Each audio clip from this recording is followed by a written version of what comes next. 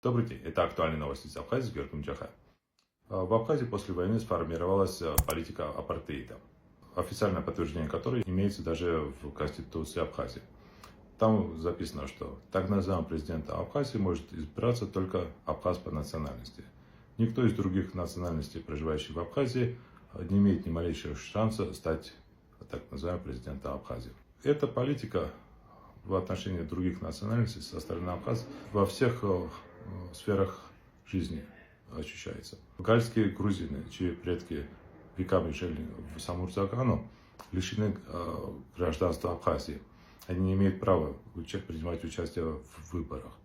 Дело в том, что на одних из президентских выборов именно голоса гальских грузин привели к власти Анкваба.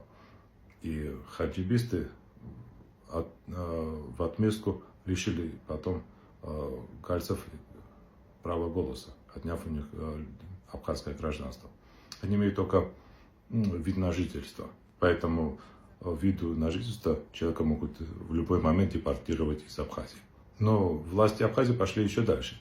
Они сейчас изменили гражданский кодекс и внесли туда изменения, указав, что жители Абхазии, не имеющие гражданства, которые каким-то образом помогали грузинским властям во время войны в Абхазии, не имеют права передавать по наследству свою собственность.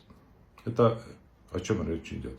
Те гальские грузины, которые проживали в Абхазии во время войны, которые получали зарплату, работая в школах, в детском саду, на чайной фабрике, которые, само собой, платили налоги со своей зарплаты, они фактически помогали грузинскому государству, и таким образом они смогут передать по наследству свои дома.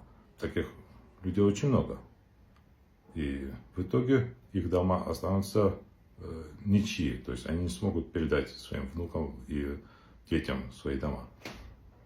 И это будет означать, что их внукам и детям придется покинуть Абхазию. Это продолжается политика по выдавливанию грузин из Абхазии. В 1992-1993 году они массово изгоняли грузин из Абхазии. 250 тысяч человек были изгнаны со своих домов из Абхазии. А сейчас уже политика мягкого выдавливания из Абхазии грузин. Если так продолжится, мы можем увидеть надписи «Занято» на домах гальских грузин.